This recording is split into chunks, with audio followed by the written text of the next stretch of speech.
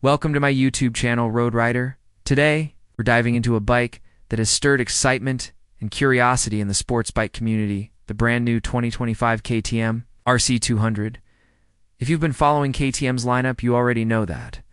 The RC series has always been about combining race-inspired styling, sharp handling, and accessible performance for riders who crave that track DNA in a more affordable package. But this year, KTM has made significant upgrades to the RC 200. And it's safe to say this bike is now more refined, more aggressive, and more rider-friendly than ever before. So if you've been eyeing this machine or are just curious about what KTM has cooked up for 2025, stick around till the end. Because I'll take you through every single detail from design to performance, handling to comfort, features to real-world usability. And at the end, I'll also share whether I think this is the best entry-level Supersport you can buy right now. Let's get started. First impressions matter a lot with bikes like the RC 200. KTM knows this better than anyone. The 2025 version greets you with a design that feels properly race-bred. The front fascia is sharper, more aggressive, and clearly influenced by KTM's MotoGP machines. The twin projector headlamps are gone and in their place. You now get a single-piece LED setup that not only looks modern, but also significantly improves night visibility.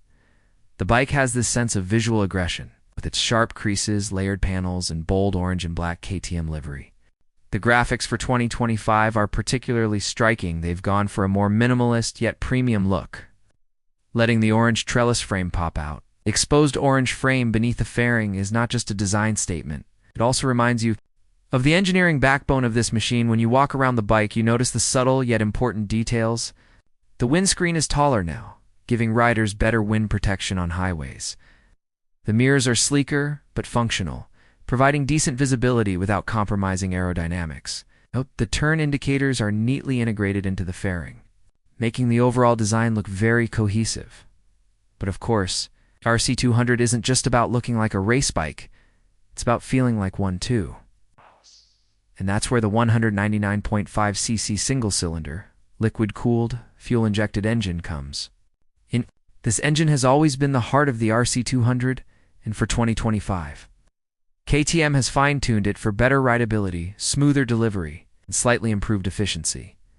On the road, the engine feels eager and alive. Throttle response is crisp, especially in the mid-range, making it fun to ride through city traffic as well as on twisty back roads.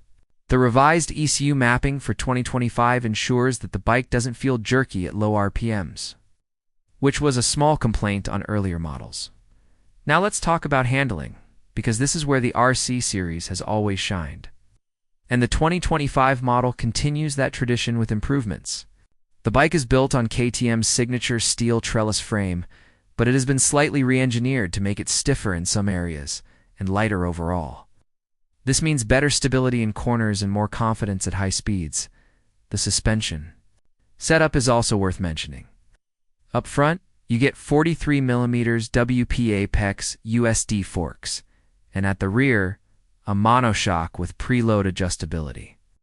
KTM has tuned the suspension to strike a balance between sporty firmness and real-world comfort. In earlier RC models, the suspension was often criticized for being too stiff for everyday use. But the 2025 RC 200 feels more forgiving, soaks up small bumps and potholes reasonably well, while still giving you the precision you need when attacking corners. And speaking of corners, this bike loves them. The clip-on handlebars, rear-set foot pegs, and the slightly leaned-forward riding posture all combine to give you a very connected feel. It's sporty without being extreme, so you can ride it every day without feeling like you've done a workout. Braking performance is equally impressive. The bike comes with B-Bar by Brembo calipers, a 320mm disc up front and a 230mm disc at the rear. The bite is sharp, progressive, and very predictable. The 2025 model also continues with dual-channel ABS from Bosch, which is a big safety net for new riders.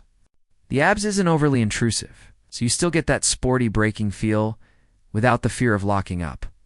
The tires on this bike are MRF Revs radial units, specifically designed to offer good grip on both dry and wet conditions.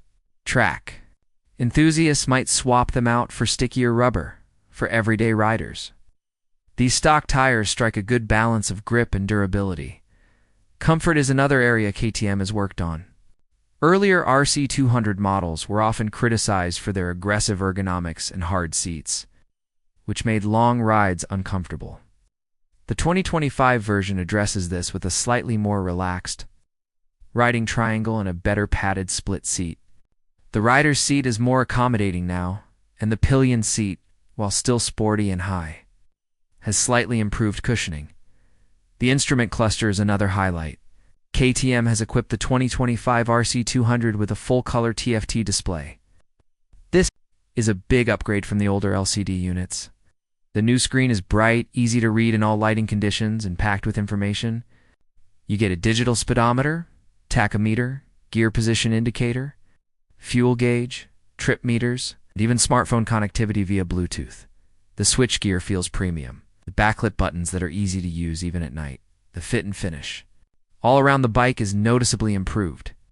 Panel gaps are minimal, the paint quality is excellent, and even the plastics feel solid.